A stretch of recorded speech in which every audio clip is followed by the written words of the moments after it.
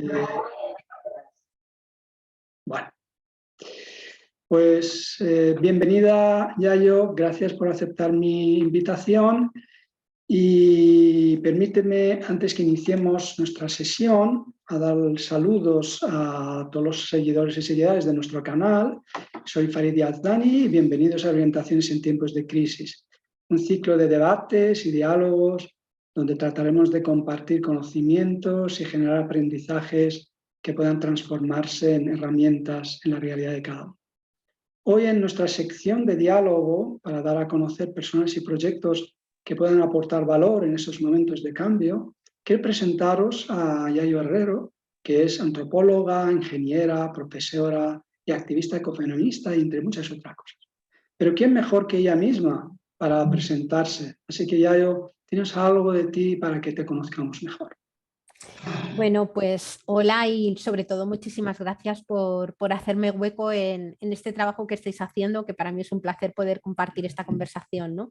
Y un honor. Y nada, y nada, pues bueno, yo diría que de las cosas que has nombrado soy fundamentalmente activista, ¿no?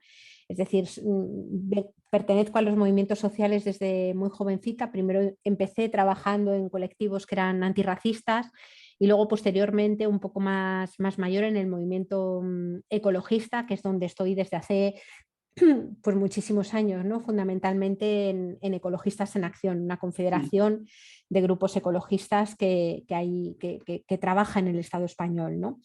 Por otro lado, bueno, pues en el ámbito profesional, ahora llevo ya tiempo trabajando en una cooperativa. Para mí todo el tema de la economía social y solidaria es también un ámbito de trabajo importante en el que llevo mucho tiempo y bueno, pues trabajo en Garúa, que es una cooperativa en donde estamos ahora mismo integradas unas 20 personas. Y que trabajamos fundamentalmente en torno a las transiciones ecosociales, ¿no? Para que desde una perspectiva aplicada y práctica, pero también desde el propio trabajo teórico, intentamos buscar salidas en estos tiempos de crisis y sobre todo centrarnos en las alternativas.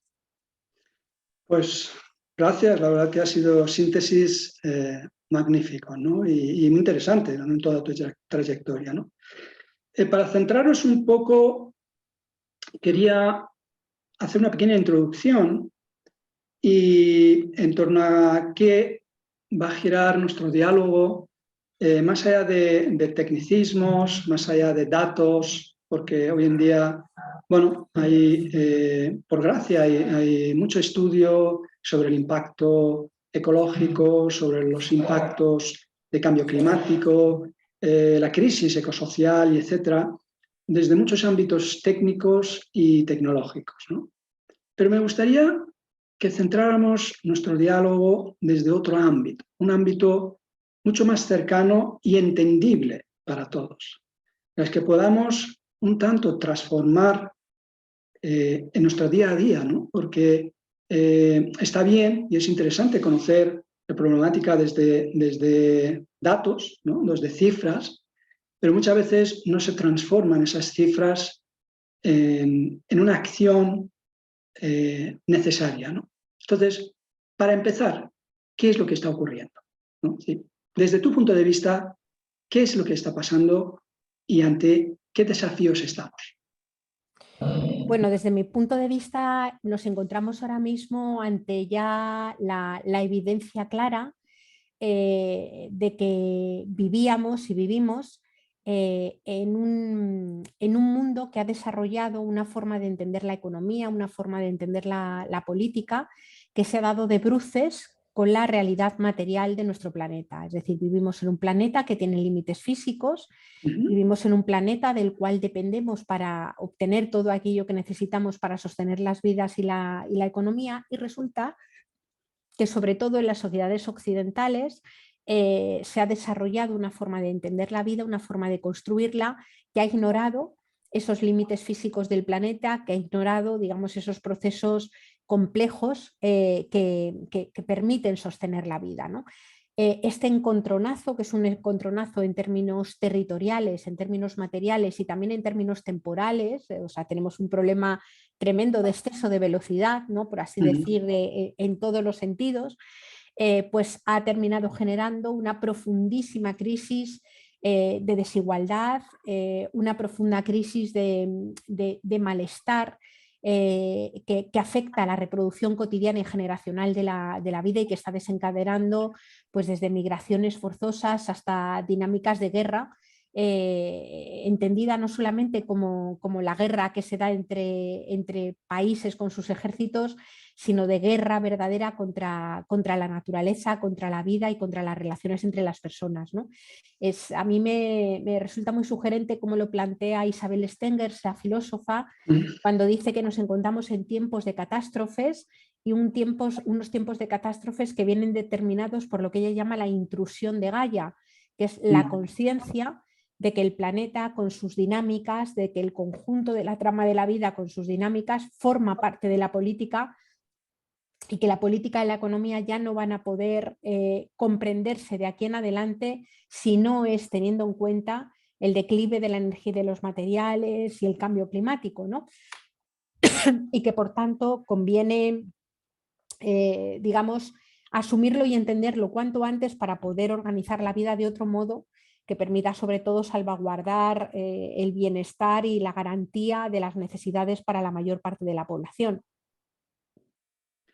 Y has mencionado asumirlo y obviamente ponerlo en marcha, ¿no? Y uno se pregunta que en estas alturas del conocimiento, en estas alturas de datos,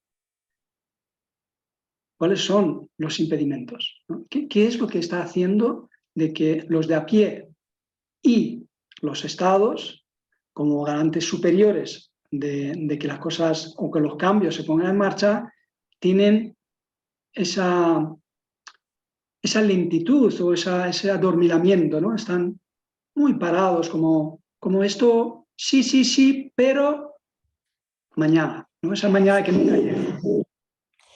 Bueno, yo creo que sobre todo, insisto, en la sociedad occidental, porque no es el caso de muchos otros pueblos originarios u otras sociedades que tienen otras cosmovisiones diferentes, pero la sociedad occidental es una sociedad que se ha constituido a lo largo del tiempo sobre la ignorancia o sobre el vivir de espaldas a una dinámica, a la conciencia de que la vida humana es profundamente codependiente y también interdependiente, ¿no? Es decir, somos o hemos configurado una cultura que ha creído que el conocimiento, que la tecnología, que el propio progreso humano era capaz de pasar por encima de todos los problemas sociales que venían apareciendo, incluso por los que la misma tecnología venía creando, ¿no? Por tanto, es como somos una cultura que ha aprendido a mirar la tierra y los cuerpos desde la exterioridad, desde la superioridad y desde la instrumentalidad, ¿no? Como si la tierra fuera un mero almacén de recursos a disposición de la gente o como si las propias relaciones entre las personas no fueran un elemento absolutamente crucial para entender cómo la vida se sostiene, ¿no? Y que sin esas relaciones la vida humana en solitario no se puede sostener, no hay ningún ser humano que pueda aspirar a vivir en solitario, ¿no? Claro. Esa inconsciencia de la ecodependencia y de la interdependencia conduce a haber generado una cultura con un tremendo analfabetismo ecológico, ¿no? Que ha entendido la naturaleza como si fuera una gran maquinaria, digamos, controlable por las personas y sus conocimientos, y no más bien a entender que la vida humana y la propia economía forma parte de una trama de la vida que es mucho más grande, que la supera enormemente, que se autoorganiza y de la cual inevitablemente dependemos, ¿no? Yo creo que ahí hay un problema grande porque a una buena parte de los seres humanos les cuesta entender que haya cosas que no se puedan resolver o que haya cosas que no tienen marcha atrás, ¿no? Como por ejemplo el declive de la energía y de los materiales, ¿no?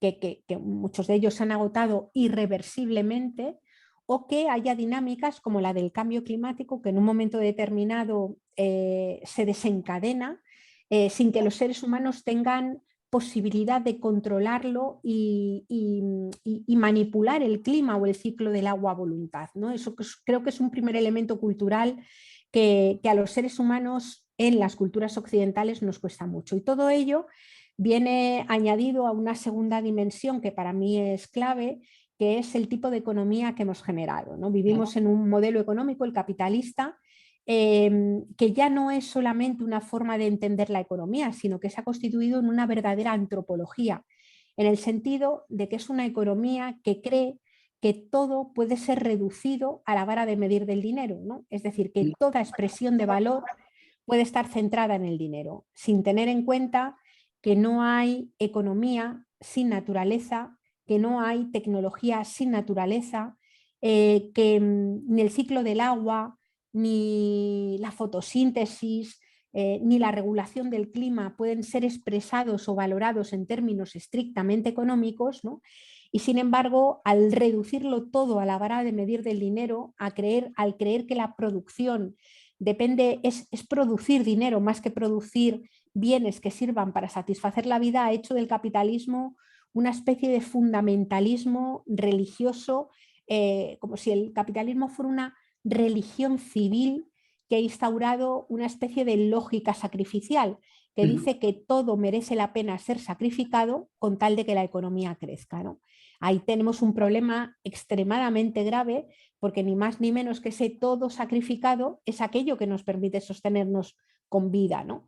Yo creo que esa religión civil que es el capitalismo y esa inconsciencia o ese analfabetismo ecológico que impide entender de qué dependemos y por tanto cuál es la identidad del ser humano como ser terrícola, por así decir, perteneciente a la tierra, yo creo que está detrás de las dificultades que tenemos para poder actuar, digamos, con solvencia y aplicando el principio de precaución. Has nombrado lo que es la cultura o los otros pueblos, ¿no? Los pueblos originarios con una medida de entender diferente a lo que es nuestras propias sociedades occidentales, ¿no? Sin embargo, se observa que, no me refiero a las pequeñas poblaciones, sino muchas otras sociedades, casi prácticamente se podría decir la gran mayoría de las sociedades existentes del planeta han sido de algún modo contagiados de nuestro modelo, ¿no? El modelo capitalista, es decir, quieren replicar nuestro confort, quieren replicar el bienestar que hemos ido disfrutando, al menos los últimos, a mediados del siglo XX, a partir de mediados del siglo XX, con mayor fuerza, y al principio del siglo XX ya se veía viendo cómo aquello estaba en proceso de cambio, ¿no? Entonces, ya no solamente podemos pensar de que es problema de esa pequeña minoría que somos los occidentales, los que vivimos en el occidente, sino es prácticamente el problema del globo, ¿no? Es decir, del entender del ser humano. Y otro elemento que quizás podría entender o ayudarnos a entender es por qué ese modelo sociológico ha proliferado en el occidente, ¿no? Para mí tiene un cierto sentir abrahámico, ¿no? Es decir, curiosamente mencionas el capitalismo como una religión cívica, ¿no? Es decir, es una religión que aparece en el entorno social como la respuesta a todas las demás creencias religiosas, especialmente las religiones abrahámicas. Hay un principio fundamental en las creencias abrahámicas, que es la unicidad. ¿La, perdón? Unicidad. Sí. Es curioso que replica el capitalismo o la cultura occidental la unicidad de su propia creencia. De allá que quiera extender su modelo al planeta, que prácticamente se puede decir que lo ha logrado, ¿no? Porque tenemos uno de los posibles fuerzas mundiales que podían ser China, que ya lo ha adoptado, y está en el camino la India. Ya poco más queda, ¿no? Y obviamente los países africanos, los que no lo han hecho, están en vía de hacerlo, ¿no? Bueno, dicho lo cual, entendido un poco brevemente lo que has explicado, pilares de dónde partimos, posiblemente cuáles han sido las causas de haber llegado aquí, ¿no? con este modelo social, y uno se pregunta, bueno, ¿ahora qué? ¿No? He entendido un poco de dónde vengo, más o menos me dicen hacia dónde debo ir, pero quiero saber cómo. ¿Cómo tengo que planificar mi viaje? ¿No? Esa sería mi pregunta. ¿Cómo crees tú que había que ir planificando ese camino que tenemos que recorrer? Muy bien, comento un poquito de lo que decías que me parece extremadamente interesante, ¿no? En primer lugar, entender que, bueno, que la cultura occidental no es una cultura que en este momento se dé solamente, obviamente, en la pequeña parte que territorialmente son los países occidentales, sino que la cultura occidental es una cultura, digamos, que desarrolla una separación entre la tierra y los cuerpos, es decir, que bebe de una especie de creación de dicotomía entre la tierra y los cuerpos que tiene, vamos, nos podría remontar a Platón, digamos, cuando distingue entre el mundo de las cosas y el mundo de las ideas, ¿no? Podríamos ver un poco todo en el propio periodo de la conformación de la democracia ateniense, cómo se separa de una forma radical el mundo político como el mundo en el que se delibera, se debate y se establecen las leyes que permiten organizar la vida en común, de ese otro mundo doméstico en el que se sostiene la vida y que está habitado fundamentalmente por esclavos y esclavas o por las propias mujeres que no tienen hueco en el mundo político y que conforman una parte mayoritaria de la población, ¿no? Pero claro, a partir del siglo XV, del siglo XVI, Europa pone en marcha un proceso brutalmente expansivo y colonial, digamos, que ha llegado al resto del mundo. En este momento, muy bien como tú decías, muchos de los grandes mandatarios o gobernantes de muchos países africanos, América Latina, asiáticos, se han educado en las grandes universidades europeas o estadounidenses, ¿no? O, por ejemplo, pues toda la cultura que se desarrolló incluso en los países del llamado socialismo real, o en la propia China, que es exponente de un capitalismo de Estado, son hereditarias de esa forma dicotómica de entender el mundo, ¿no? De esa idea de progreso que transcurre, digamos, divorciada de los tierras y de la tierra y de los cuerpos, ¿no?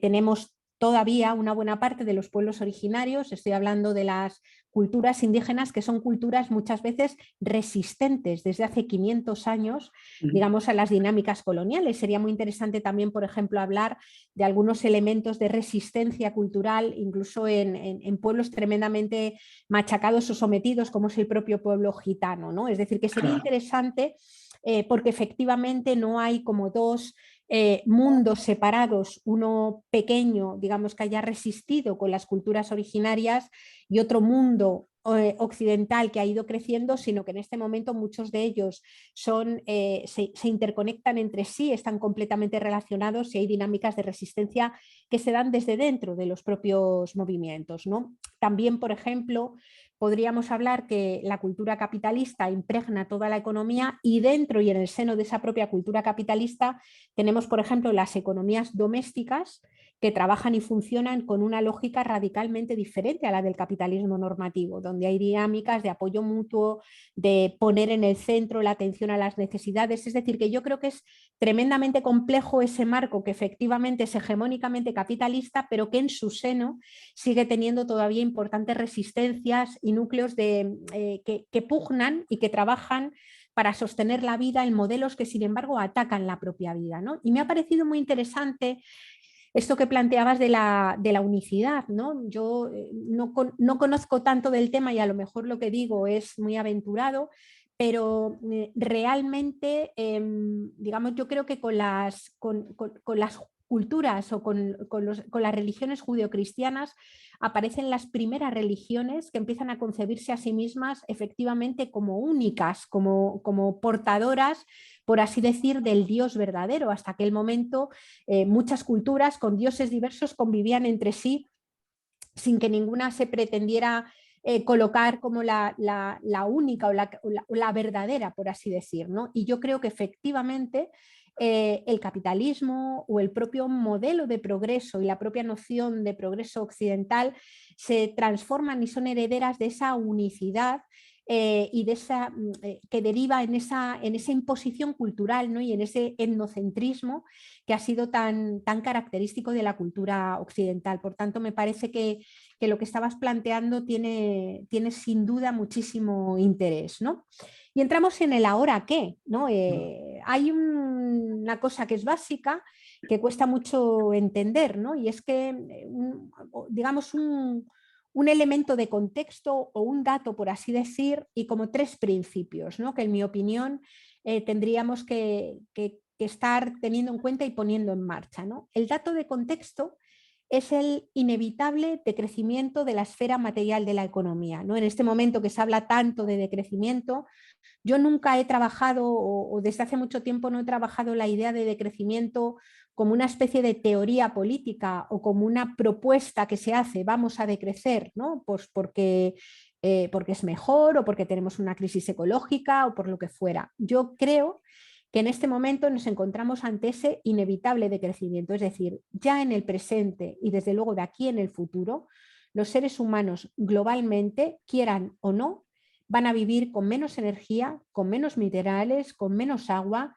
con menos materiales de la corteza terrestre, con menos recursos de la Tierra, simplemente por un problema de translimitación, por un problema de haber superado esos límites físicos del planeta. Por tanto, la clave política y ética no es tanto si vamos a decrecer o no, que vamos a decrecer materialmente, sino cómo lo vamos a hacer o cómo podemos hacerlo, ¿no? Hay una vía, que es la vía que yo suelo decir, que es decrecer por las malas, que es bueno, pues, dejar las cosas tal y como están y que la situación empeore, y las consecuencias de ello serán que aquellos sectores que están protegidos y amparados por el poder económico, por el poder político y también por el poder militar, sigan sosteniendo estilos de vida pues despilfarradores con respecto a los recursos que existen, mientras que cada vez más gente va quedando fuera y al margen de las propias economías y las propias políticas, lo que estamos viendo en las fronteras de Europa o lo que estamos viendo en los diversos conflictos y guerras que se están produciendo en el mundo por los recursos, ponen de manifiesto esa dinámica, ¿no? O incluso en los lugares de privilegio, lo que se da en la periferia de muchas de nuestras ciudades, donde hay mucha gente que incluso teniendo trabajo no puede llegar a final de mes ni pagar la factura del agua ni pagar la factura de la luz, simplemente porque no puede, porque no tiene lo suficiente para ello, ¿no? Y decrecer o asumir ese inevitable decrecimiento por las buenas significaría, desde mi punto de vista, 3 cosas, ¿no? En primer lugar, adoptar un principio de suficiencia, es decir, aprender a vivir con lo suficiente, entendiendo esto como obligación y como derecho, porque hay gente que no tiene lo suficiente en el mundo y tiene que tener más, mientras que hay otra gente que tiene mucho más de lo que nos corresponde y podemos aprender a vivir bien con bastante menos. Cuando hablo de más y menos me estoy refiriendo todo el tiempo a lo material, a la materia de la tierra, ¿no? En segundo lugar, hablaríamos de reparto, que es la redistribución justa de todo tipo de riqueza y también la redistribución justa de las obligaciones que todos y todas tenemos para conseguir hacernos cargo mutuamente de la vida, ¿no? Es decir, para formar parte de esa trama de la vida.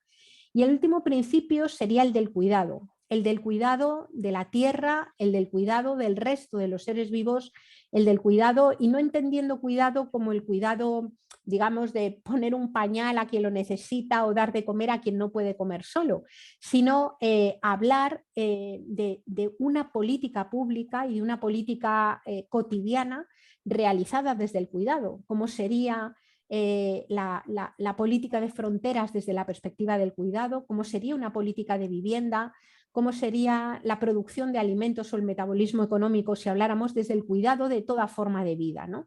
Yo creo que esos 3 principios de alguna manera permitirían articular y alumbrar una forma distinta de organizar la vida en común. Y eso requiere imaginación, eso requiere creatividad, pero eso requiere también memoria, no para encontrar soluciones en el pasado, pero sí para recuperar conocimientos y aprendizajes que los seres humanos han tenido en distintos lugares del mundo y que pueden ayudar, digamos, a configurar ese modelo distinto y a pensar desde la imaginación y la creatividad, pues esas utopías no entendidas como algo separado de la realidad, sino en el sentido en el que Paulo Freire hablaba de la utopía, cuando decía que era aquello inédito pero viable, ¿no? Aquello que todavía no ha pasado, pero podemos hacer que pase.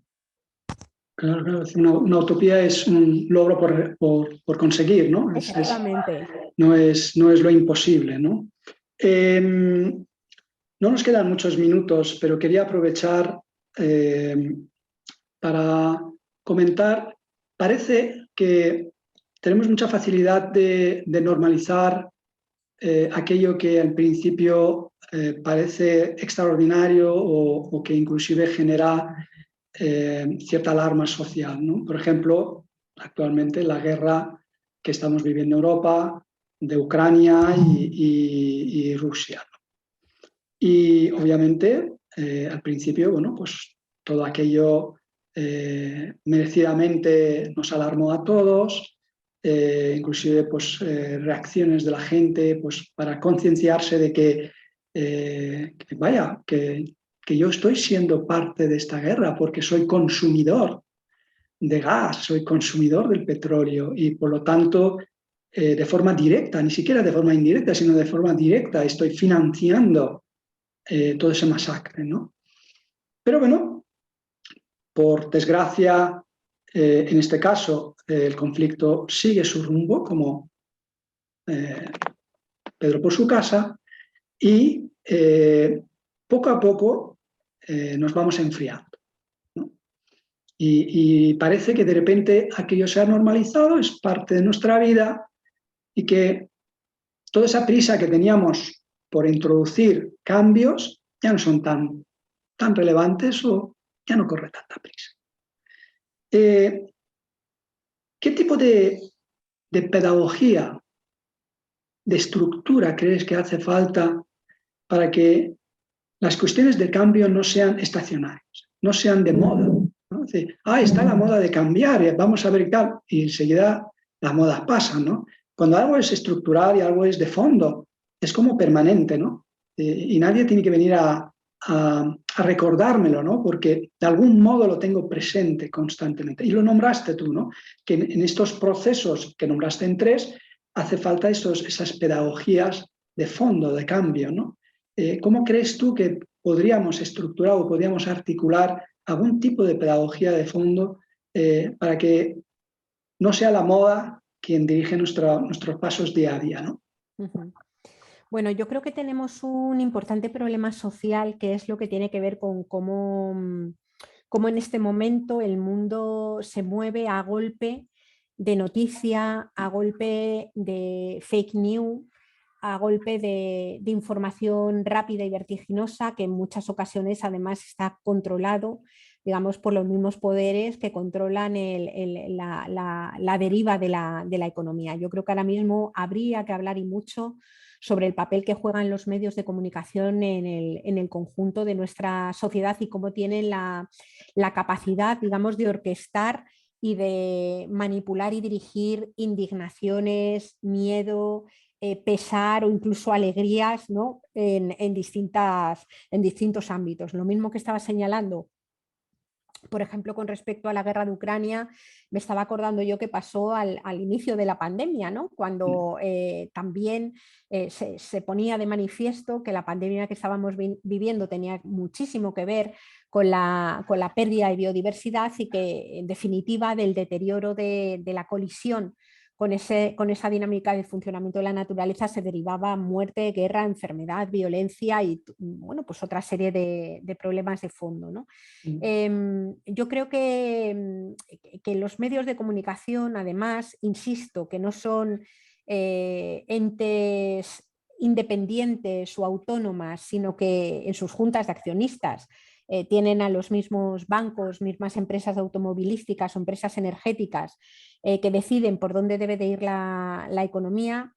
Bueno, pues hay como un empeño tremendo en ir buscando o sea, ante el malestar creciente que tiene la gente, porque mucha gente de fondo sabe que las cosas no van bien, hay que estar buscando constantemente cuál es la causa última de ese malestar. En un momento era la pandemia, después era la guerra en Ucrania, ¿no? Y se va dirigiendo hasta que, bueno, pues se lleva al máximo la indignación y luego, como tú muy bien dices, pues baja hasta que vuelve a aparecer el siguiente pico de malestar que vuelve a buscar otros culpables, ¿no? Yo creo que necesitamos una pedagogía valiente que hable de cuáles son los problemas estructurales, ¿no? Es decir, a nuestros políticos y políticas, me refiero ahora a las personas que están en las instituciones o a la gente que escribe en muchos medios de comunicación o a muchas personas que están en el ámbito del poder económico, es decir, hablar de que tenemos un problema de límites y que el problema que hay es que esto ya no da para más y que la posibilidad de construir sistemas de bienestar como los que conocíamos hasta el momento, bien es verdad que solamente en los lugares privilegiados del mundo, ¿no? Porque otros muchos eran zonas ya colapsadas, ¿no? Digamos que nombrar esto es como la bicha, ¿no? Eso es lo que no se puede decir. Permanentemente hay que estar hablando de que hay soluciones tecnológicas, de que hay un capitalismo verde que lo va a resolver, que hay una propuesta de desarrollo sostenible que lo va a resolver y lo que no hay forma de que se trabaje prácticamente en ningún lugar es que lo que está por ver es cómo configuramos una forma de entender la vida en común que hable de reparto, que hable de redistribución de la riqueza, que no sea colonial, que no esté basada en el dominio, que no esté basada en la explotación del trabajo de mayoritariamente mujeres para sostener cotidianamente la vida. Y eso es una lógica de organización social radicalmente diferente, en donde la maximización de las tasas de ganancia de capital como condición previa o como condición necesaria para que la vida en común se sostenga, pues ya no vale, ¿no? Y ahí hay todo un elemento y toda una pugna que hace que esa pedagogía sea también una disputa y un terreno de batalla, ¿no? En este momento los propios sistemas educativos, las propias pedagogías son también terrenos en disputa, por eso hay el conflicto que hay constantemente con las leyes educativas, con lo que se estudia en las universidades o lo que se estudia en muchos otros ámbitos de la educación no formal, ¿no? Por tanto, desde mi punto de vista, no digo que sea la única cuestión, o sea, hay retos tremendos como el aprender a producir alimentos con poca energía en este momento de agricultura industrial, como ver qué tipo de industria puede existir, como reconfigurar un modelo de transporte radicalmente distinto, basado en la cercanía, basado en el transporte público y colectivo, como simplemente el aprender a consumir menos de lo material, todo eso está ahí. Pero creo que hay un reto tremendo que es el de la realización, digamos, de esa pedagogía de los límites, de esa pedagogía que permita comprender hasta qué punto es vulnerable la vida humana y cómo fundamentalmente necesitamos establecer alianzas con la trama de la vida, y no estoy hablando de algo místico que haya que plantear, sino el tema de comprender que no hay economía posible, no hay tecnología posible, no hay configuración de la vida humana posible para todos y todas que no pase por adaptarse, digamos, a eso mucho más grande en lo que estamos insertos, que es esa naturaleza, esa trama de la vida, con sus dinámicas climáticas, con su ciclo del agua, con sus, digamos, procesos cíclicos y a su vez plagados de límites, ¿no? O sea que yo creo que ahí tenemos un reto absolutamente tremendo. Ya hay mucha gente trabajando en ello y, por ejemplo, sin ir más lejos, en el Estado español tenemos muchos grupos de renovación pedagógica y también núcleos interesantes de profesorado que trabajan y que intentan incidir en la generación de modelos educativos que pongan la vida en el centro, es decir, modelos educativos que dejen de educar en contra de la propia supervivencia de las personas que se están educando. Claro, claro. Bueno, para terminar, que más o menos habíamos acordado que nuestra entrevista iba a ser un diálogo de 20 a 30 minutos, llevamos 33 minutos más o menos. Una lista de pequeños consejos, pero para las personas de a pie como yo, ¿no? Es decir, ¿qué podemos hacer o qué podemos no hacer, ¿no? Es decir, ya no sería cambiemos esto por aquello o dejemos de utilizar, por ejemplo, lo acabas de nombrar, pues mira, menos transporte privado y más transporte público. Como un ejemplo, ¿no? Es decir, Sí. para que, digamos, cerrando el tema, pues para el público en general, que ellos puedan tener pequeñas nociones de decir, pues mira, puedo hacer esto o puedo hacer aquello, ¿no? O estas podrían ser mis sugerencias, que cada uno luego elija el que Claro. mejor le va. Claro, claro. A ver, por hablar de las cosas como más inmediatas y más a nivel, por así decir, individual, nos encontraríamos con, bueno, pues el modelo alimentario, por ejemplo, es clave y estamos hablando sobre todo de tener una dieta fundamentalmente vegetal, es decir, el comer con una dieta básicamente vegetal genera muchísimas menos emisiones de gases de efecto invernadero, utiliza menos recursos de la tierra, utiliza mucho menos agua. Si se come proteína animal que sea pues, de una ganadería digamos extensiva y poca además proteína animal, siempre además teniendo en cuenta bueno, pues que los otros seres vivos no humanos son también seres cuyas vidas importan en sí mismas y no son solamente instrumentos al servicio de la nuestra, ¿no? Hablaríamos también de que esa alimentación proceda de lo más cerca posible, es decir, cuanto más cerca vengan los alimentos que comemos, pues mucha menos incidencia, digamos, sobre el conjunto de la tierra.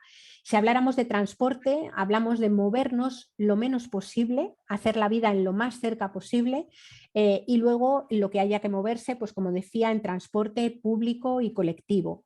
Si hablamos de consumo así en general, pues intentar disfrutar, por ejemplo, de ocio de bajo impacto. Por ejemplo, se puede cantar en un coro, se puede hacer deporte en el monte o salir a la montaña y desde luego eso va a ser un tiempo de ocio que impacta de una forma radicalmente desigual que si la afición que tenemos pues es a tirarnos por un 4x4 por la ladera de un monte o a tener algún otro tipo de ocio que exija grandes cantidades de combustible fósil o genere muchos gases de efecto invernadero, ¿no? Es decir, en términos individuales, la clave sobre todo es hablar de menos material, menos energía, menos agua, es decir, todo lo que vaya a reducir de una forma grande el consumo, ¿no? Pero a mí, desde mi punto de vista, donde creo que tenemos la clave y donde creo que hay una acción que es individual, pero no lo es tanto, es en la necesidad y en la urgencia por crear comunidad.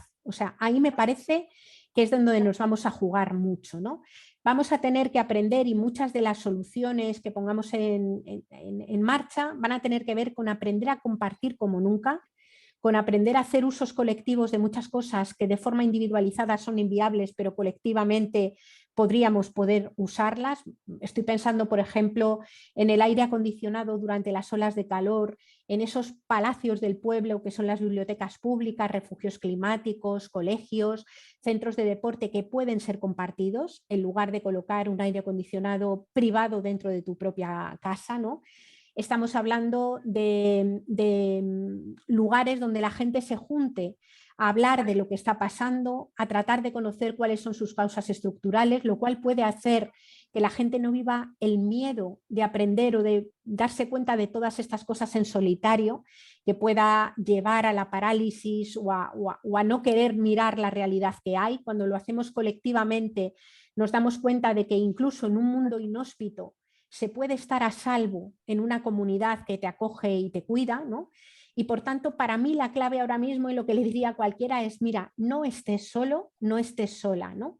Ya sea un grupo ecologista, un sindicato, una comunidad de cualquier tipo, un grupo de mujeres, una asociación de padres y madres de alumnos, un club de lectura, ¿no? Cualquier lugar en donde nos podamos juntar con otros y otras a mirar colectivamente qué es lo que está pasando, a darnos fuerza unas a otras para mirar qué es esto que está sucediendo y entre todas buscar soluciones que en lo concreto y en lo cotidiano mejoren las condiciones de vida y que permitan acumular fuerzas para impulsar también esos cambios en la política más grande, ¿no?